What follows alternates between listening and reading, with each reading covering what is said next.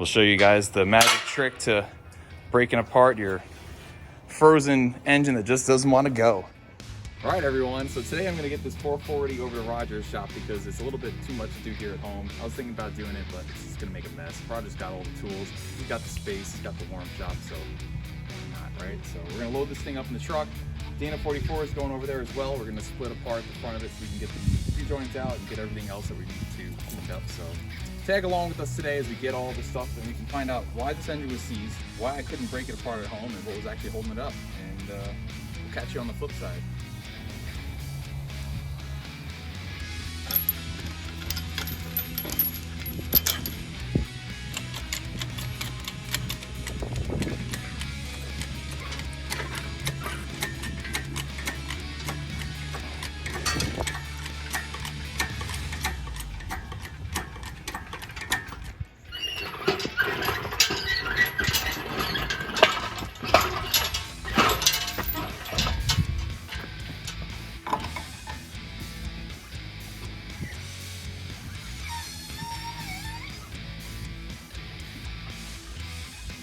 Cool.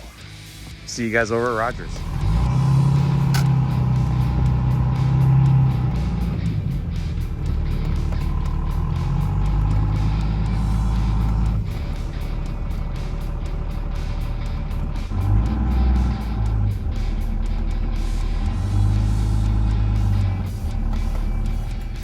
Here we are with the master himself. Here you go. This pretty cool thing on the ground. Roger said it's from a 27 Pierce Arrow, all aluminum. That's pretty neat. Thing is huge, but you can imagine how much it would weigh if it was cast iron. You had my reading this morning. That's right. Backing up to that here. I tried as hard as I could with this thing sitting in that little yellow engine crate that I got at home with a big pry bar and everything to break her free. It's sat for weeks with tranny fluid, Earls, or Marvell, diesel. She don't want to move, but the lifters pop out super easy. The whole cam looks really clean, so I think she'll be all right.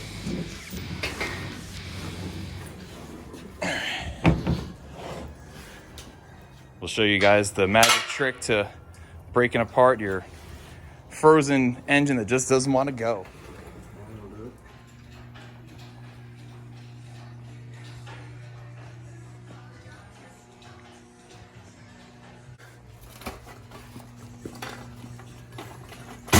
That's all right.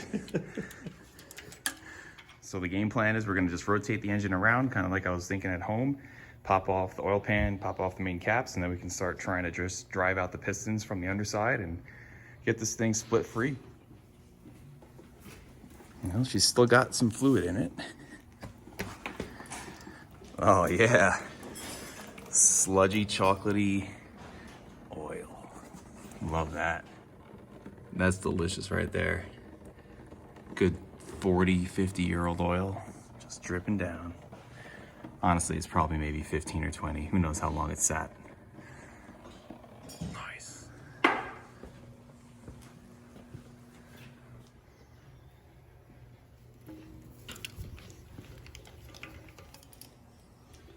What bucket we putting these in? I drug it across the ground in the garage. I flipped it over and was gonna do this at home, and I realized what an absolute mess this was gonna be. And so then once I took it off that little rolly cart I had to drag it across the garage floor so I could get clearance to get it on the cherry picker again. So yeah, it's taking a ride. Cold out here. Yeah. She's ready to be stripped down.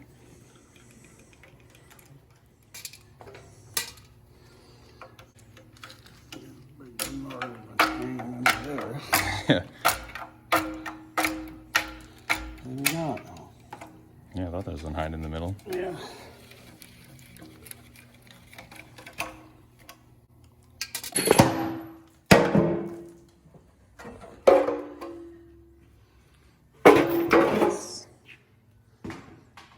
Makes you hungry, doesn't it? Yeah. And some valve stem seals. Yeah, that sounds tasty. Maybe for later. Okay. Timing chain's got not the worst slop I've ever seen in it. seen much worse than this. Yeah. When I pulled the heads off, I noticed this thing probably never had at least the heads replaced because it still had the original like factory Chrysler Pentastar like gasket seal to it. So I don't know if this thing's ever really been worked on or not. Yeah, the dead giveaway for the forged crank on the 440 is the smaller harmonic balancer here up front. And then also... What's inside the part of it. Right. Right here's what we're looking for. Right, that big wide rib. Yeah, exactly. That means it was forged that fast. That big steel crank. You may be Even right. the cast ones are that way. But whatever it is, we're happy to see it's not. Yep, exactly.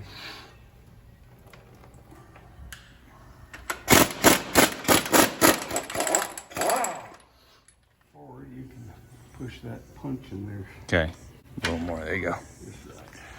Lock her into where she's at. Yeah, don't let it escape. Yeah.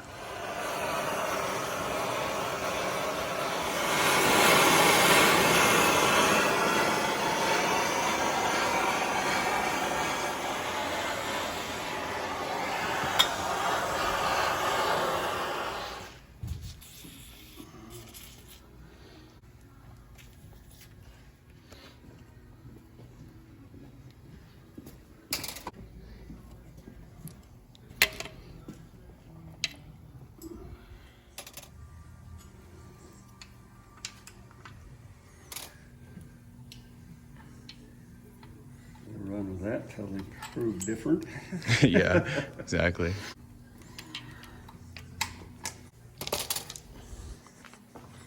All these lifters are coming out super smooth, which is a good sign. Oh yeah. Haven't had to hook any of them with a claw hammer yet. No, doing all right. A little bit of a bevel going in on the bottom, but not the worst though, huh? Oh no, that's a lot of miles, but I've seen a lot worse. So. That's good.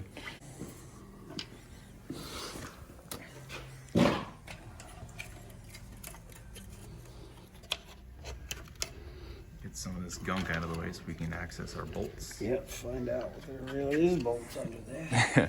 Yeah.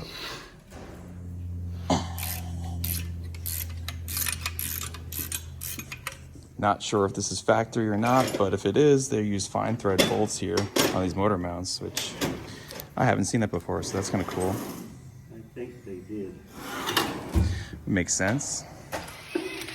Making tapping new holes to pull this guy out, or are you just cleaning I up? couldn't find bolts the right length, so we're not going to reuse that damper anyway. So That's true. tap it the next size up and keep rolling. Tap her up. There you go.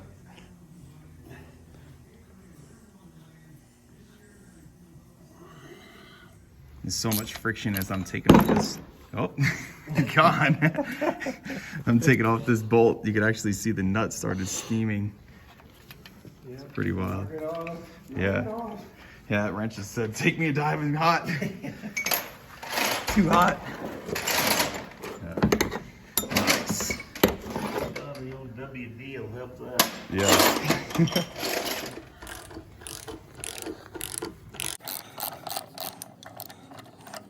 Who needs a ratchet? You are the ratchet. Torque monster over here. There you go. Sweet. Dampener is off. Nice.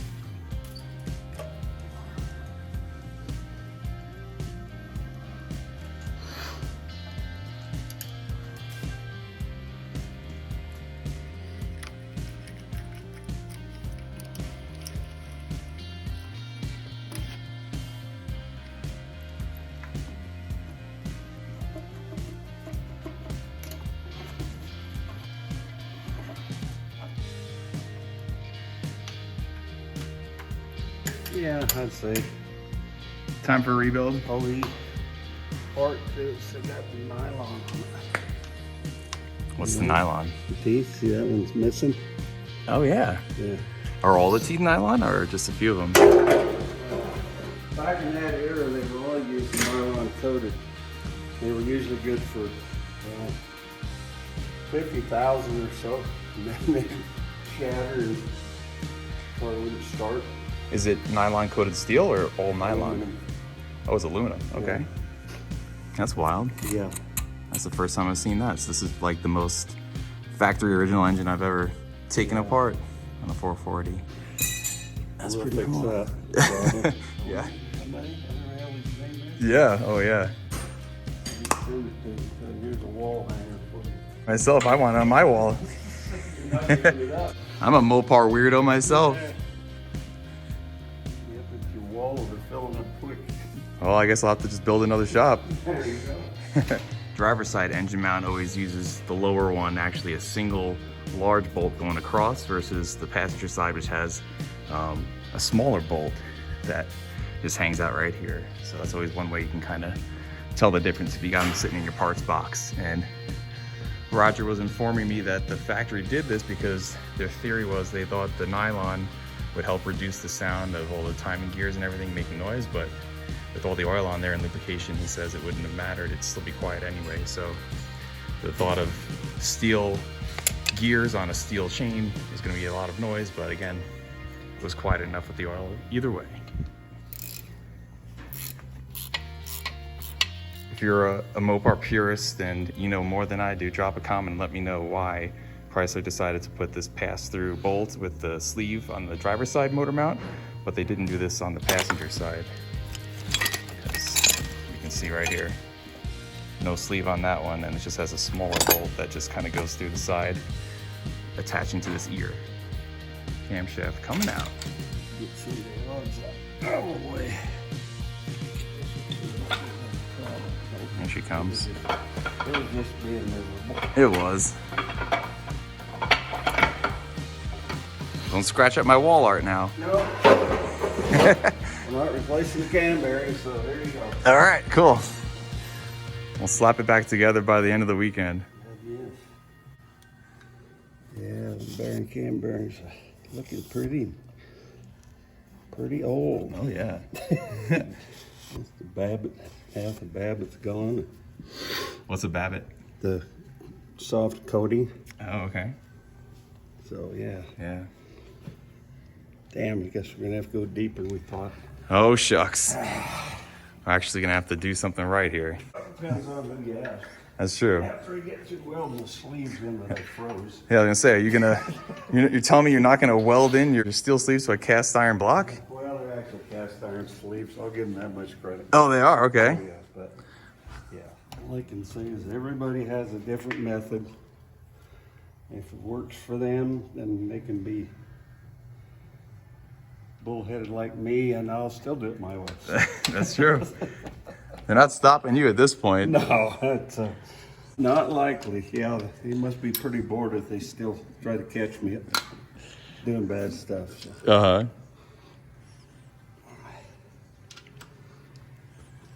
We're referring to a very popular video on TikTok and Instagram where Roger was, well, we were all, as a group, actually sleeving the 440 we were building for Alex, and we did all 8 sleeves, and everyone and their dogs got an opinion on how we should have done it differently. So Actually, the only reason I did it that way is I wanted to see you sweat. wait, what? Yes. This is ridiculous. You got me sweating good that day, Yeah, I too. knew it was wrong, but I had to see you sweat anyway.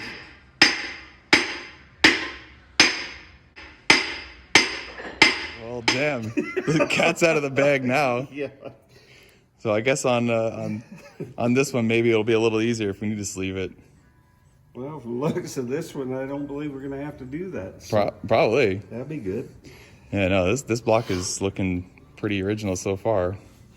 It didn't seem to have much of a ridge on the cylinder wall either when I was giving it my finger test, but I'm sure you're a lot more calibrated than me. Gotta make sure you're using the right finger. That's true.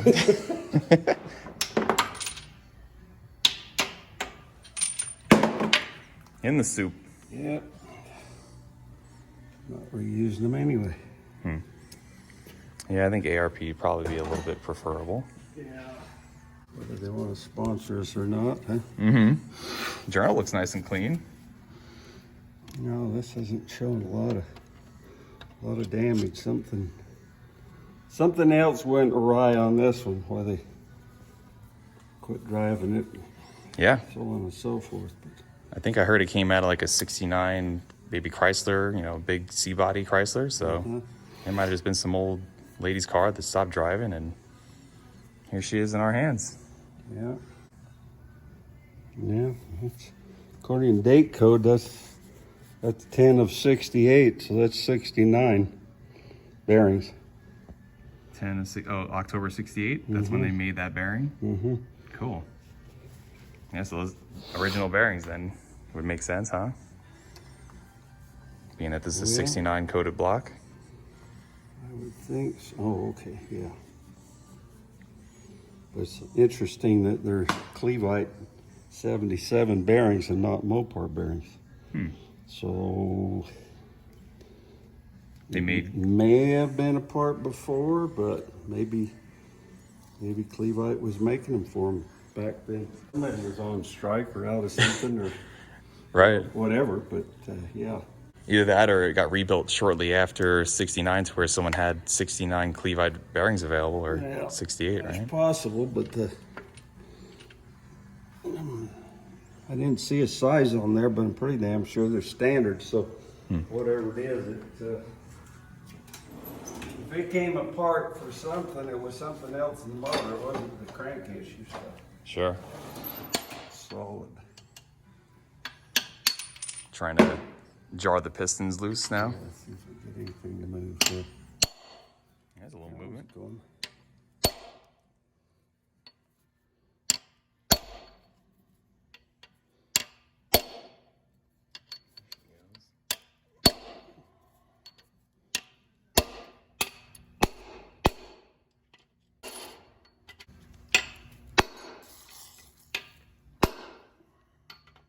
Yeah, that one says no way. Nothing. I know. Yeah. On strike. Yeah, it's not even entertaining the idea. Well, you usually seem to prevail, though. I'm sure you got a trick up your sleeve. Yeah. Either that or a bigger effing hammer. Yeah, that's possible.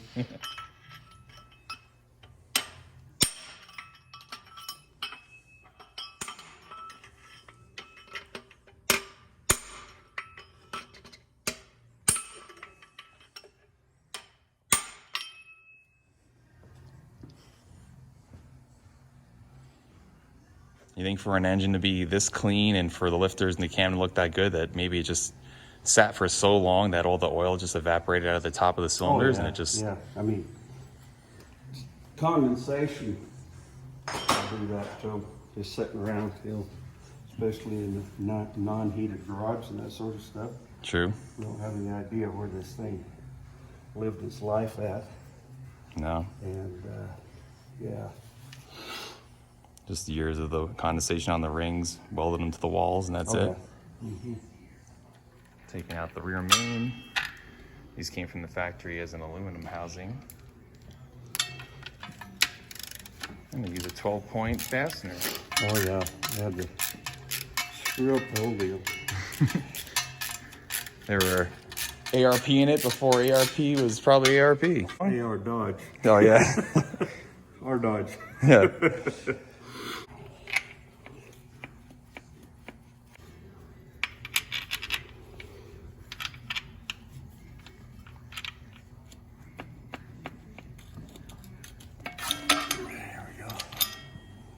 Stubborn little bugger. Yeah, I just thought it was tougher. I'm older than 69, so you don't have a chance. Didn't they make these out of something special too? Or is it just cardboard? Cardboard? Yeah, I guess there it is. Yeah, we go. And we got one to move a little bit, and the other one didn't want to move at all. Yeah, this one.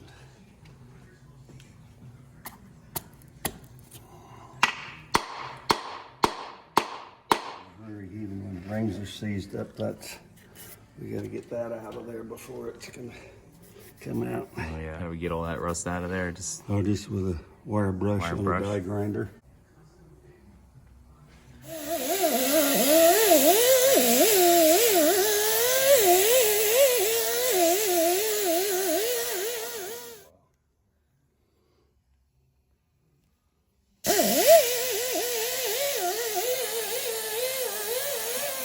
looking at the engine, the rest of these cylinders have a little bit of rust on them, but most of the pistons are close to the top of the cylinders. This one's down a bit, but relatively clean.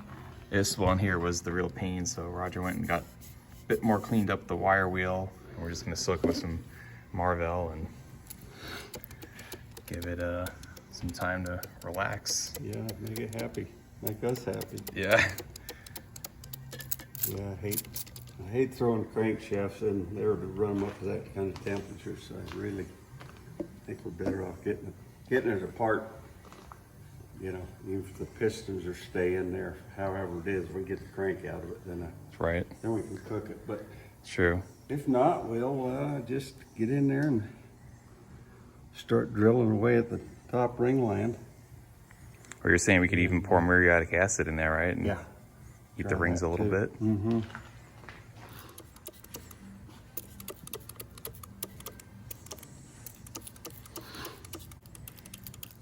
So that's it for today. We're gonna let the engine sit and marinate, and hopefully that Marvell does the job and it sits there, marinates, gets beyond those piston rings, and we can get that engine broke free. So if not, like we said, we can escalate force, muriatic acid, try and do a couple other things to get it out of there so we can avoid, if all possible, putting that crankshaft inside that the engine burner. So we shall see. Roger's got the spade.